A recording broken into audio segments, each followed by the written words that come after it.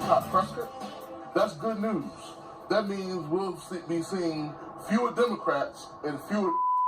President of the East Valley chapter of the NAACP, Roy Tatem, reading part of a 2-page letter that defends State Representative David Stringer's racially charged comments. There are some hateful and vile messages that I've received personally and we received at the NAACP.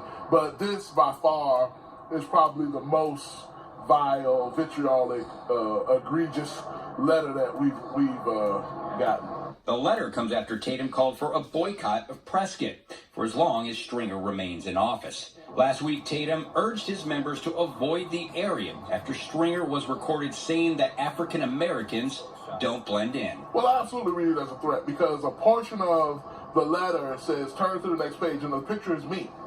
And I'm referred to as a gorilla in a suit.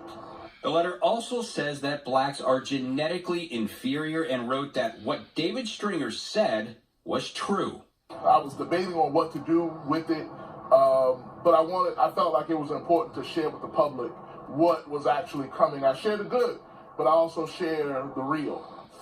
And joining me now is the man who received that hate mail, East Valley NAACP President Roy Tatem. Thank you very much for joining us on the show.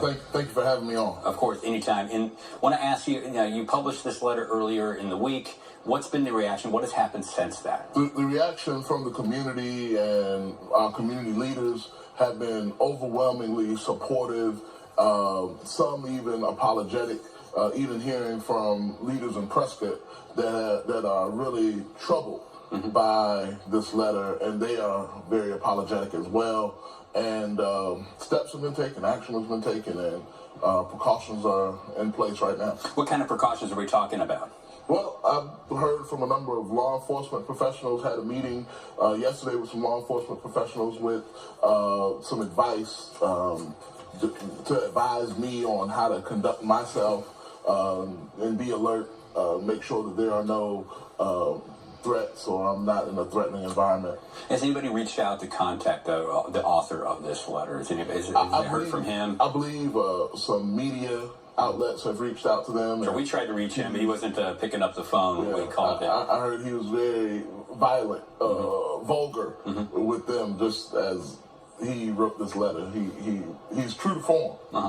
And what do we know about him? Has anybody from your organization done any research on this? What have we learned? I mean, I don't know him personally. Let me say this. When I was in Prescott last week, I was met with handshake, smiles, welcome with Mayor Mingarelli and City Manager Mike Lamar.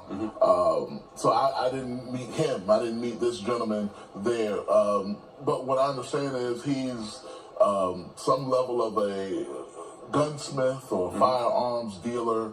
What was also troubling is I heard he was a witness expert, a legal expert that some lawyers have used in various court cases. Wow, that is amazing. If that is true, that would be absolutely amazing. But that has not been verified yet.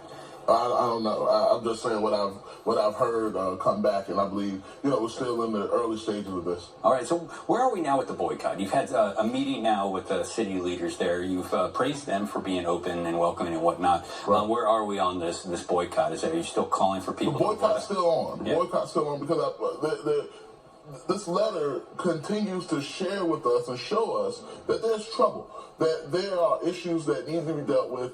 David Stringer's words are not just his own thoughts and his thoughts alone. There are people in the area that buy into what David Stringer's saying.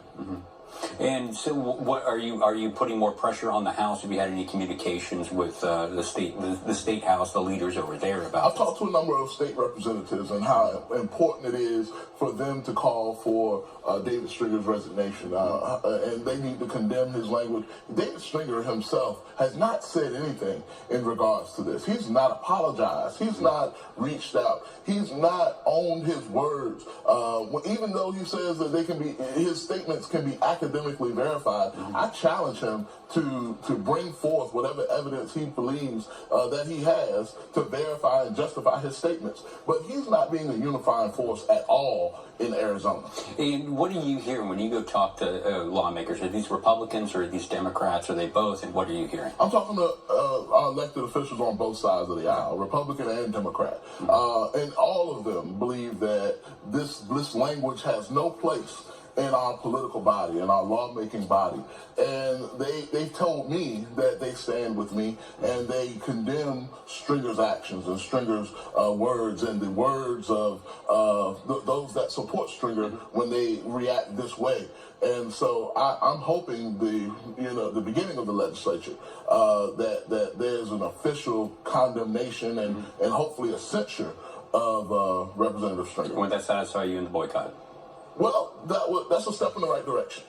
That's a step in the right direction because there's a lot of work that needs to happen in Prescott itself. All right. Well, thank you very much for joining us. But that is all the time we have tonight. Be sure to join us next week for more Politics Unplugged. It's our year-end special. I'll be counting down the top 5 Arizona political stories of 2018. See you next week.